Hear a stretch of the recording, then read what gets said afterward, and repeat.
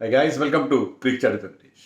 September వచ్చేసింది. Asia cup just ఇంకా 1 week దూరంలో ఉంది. 10th నుంచి స్టార్ట్ కాబోతుంది.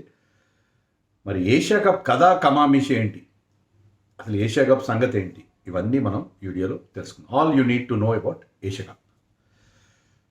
Asia cup is not an ICC event. ICC event కాదు ఇది. ఏషియా క్రికెట్ కౌన్సిల్ సపరేట్గా ఉంది. అంటే మన ఆసియా ఖండానికి సంబంధించి ఆసియా దేశాలు మాత్రం పార్టిసిపేట్ అయ్యే ఈవెంట్. 1983లో ఏషియా క్రికెట్ కౌన్సిల్ ఒకటి స్థాపించారు. 1984లో ఫస్ట్ టైం ఈ సిరీస్ జరిగింది. ఎక్కడ జరిగింది? షార్జాలో జరిగింది. షార్జాలో ఫస్ట్ టైం జరిగింది. Only India, Pakistan and Sri Lanka participate చేసాయి.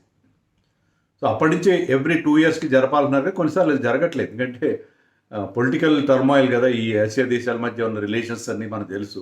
India Pakistan, India Sri Lanka. కానీ 84లో మనం ఆడాం. 86లో జరిగినప్పుడు మనం ఆడలేదు 1986లో. ఎందుకంటే శ్రీలంకకి అప్పటికి మనకి సరైన సంబంధాలు లేవు, స్ట్రెయిన్ రిలేషన్స్ ఉన్నాయి.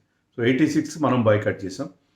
1991 ఇండియాలో జరిగినప్పుడు, అంటే అప్పుడు శ్రీలంకలో జరిగింది కాబట్టి మనం బాయ్కట్ చేసాం. 1991 ఇండియాలో జరిగినప్పుడు పాకిస్తాన్ కూడా బాయ్కట్ చేసింది. పాకిస్తాన్ కూడా చేయలేదు, ఆడలేదు. అలాగే 1993లో జరగాల్సిన టోర్నమెంట్ కూడా బికాజ్ ఆఫ్ పొలిటికల్ ఇష్యూస్ వల్ల అది మొత్తానికి రద్దయిపోయింది. బట్ మోర్ ఆర్ లెస్ 2 yearsకి ఒకసారి ఈ టోర్నమెంట్ జరిపే ప్రయత్నం అయితే చేస్తున్నారు. అలా జరిగి పొడుగు 16 ఎడిషన్స్ జరిగినాయి. సో 16 ఏళ్ళు పూర్తయింది. 16 సీజన్లు పూర్తి చేసుకుంది ఏషియా కప్. 16 సీజన్లు అంటే 16 టోర్నమెంట్లు. 17వ టోర్నమెంట్ ఇప్పుడు చూడబోతున్నాం. ఈ 16 సార్లలో ఇండియా నో డౌట్ ఏషియా దిగ్గజం. సో ఇండియా తమ స్టేటస్ తగినట్టే half of the tournaments India గెలిచింది. ఆడిన 15లో India manage to win 8 tournaments. 16 మొత్తం జరిగితే దాంట్లో 8 టోర్నమెంట్స్, సగానికి సగం ఇండియానే గెలిచింది. మరి సెకండ్ ప్లేస్ మనం పాకిస్తాన్ అని మీరు అనుకుంటే మీరు పప్పులో కాలేసినట్టే. పాకిస్తాన్ కాదు, సెకండ్ ఎక్కువ గెలిచింది శ్రీలంక 6 సార్లు గెలిచారు. Sri Lanka has done well actually. India తర్వాత వాళ్ళు చాలా బాగా పర్ఫామ్ చేశారు. అంటే ఒకప్పుడు శ్రీలంక చాలా స్ట్రాంగ్గా ఉండేది, ఇప్పుడు అంత స్ట్రాంగ్గా లేదు. But still they have done well in Asia cup always. So వాళ్ళు 6 times గెలిచారు.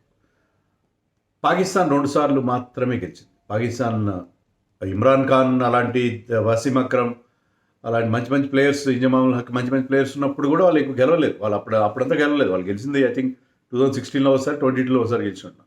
సో వాళ్ళు 2 సార్లు మాత్రమే గెలిచారు పాకిస్తాన్. బంగ్లాదేశ్ 3 సార్లు ఫైనల్కి వెళ్ళింది, కానీ 3 సార్లు వాళ్ళకి నిరాశ ఎదురైంది. 3 సార్లు కూడా రన్నర్అప్గానే నిలిచారు. సో ఇంతవరకు ఛాంపియన్స్ అయినవి only India, Pakistan and Sri Lanka మాత్రమే. సో అది Asia Cup broad thing. Asia Cup మనకి ఇప్పటివరకు జరిగిన టోర్నమెంట్స్లో మరి కొన్నిసార్లు, చాలా ఎక్కువ సార్లు ఓడిఐ ఫార్మాట్లో జరిగింది. కానీ 2 times T20 ఫార్మాట్లో జరిగింది. 18లో T20 ఫార్మాట్లో జరిగింది. మళ్ళీ ఇప్పుడు 25లో, 22లో కూడా T20 ఫార్మాట్లో జరిగింది. మళ్ళీ ఇప్పుడు 25లో T20 ఫార్మాట్లో జరగబోతుంది. సో ఏషియా కప్లో మొదటంతా ఓడిఐ ఫార్మాట్, తర్వాత ఇప్పుడు ఏంటంటే ఇప్పుడు ఆల్టర్నేటివ్. ఒకసారి ఓడిఐ అయితే లాస్ట్ టైం జరిగినప్పుడు అది ఓడిఐ ఫార్మాట్లో జరిగింది. అప్పుడు ఇండియానే గెలిచింది. India defending champion. ఇప్పుడు మళ్ళీ T20 ఫార్మాట్లో జరుగుతుంది. సో ఈసారి ఒకసారి ఓడిఐ, ఒకసారి T20 అనేది గత కొద్ది టోర్నమెంట్స్గా ఆ చేంజ్ వాళ్ళు చేసుకోవడం జరిగింది.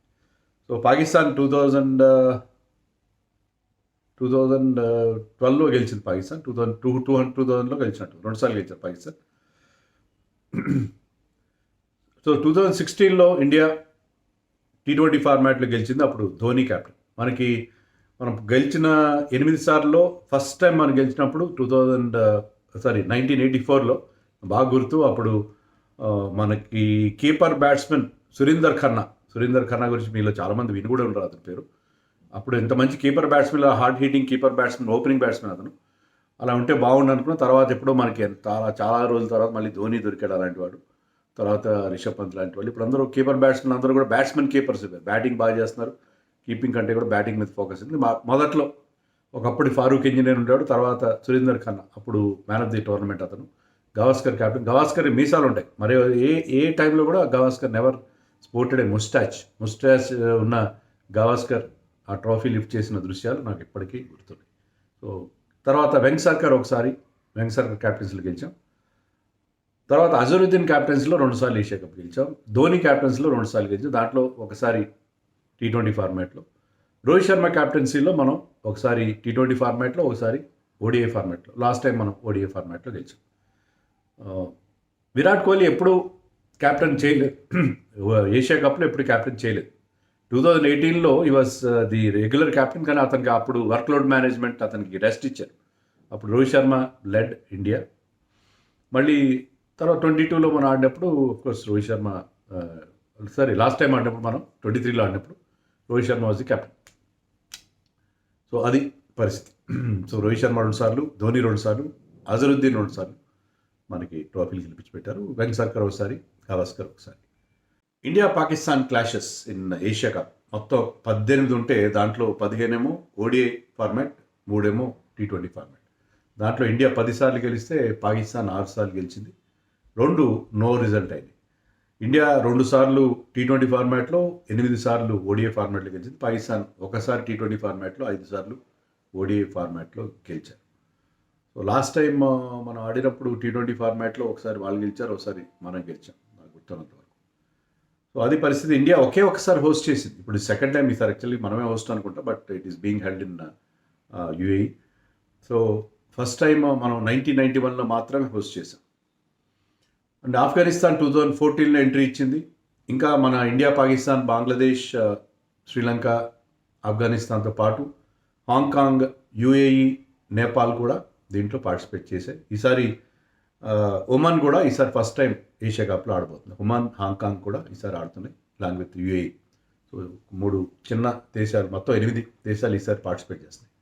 సో టైం కూడా ముందు 7:30 అన్నారు, ఇప్పుడు 8కి మార్చారు. అక్కడ బాగా హీట్ ఎక్కువగా ఉందట దుబాయ్లో, అబుదాబీలో.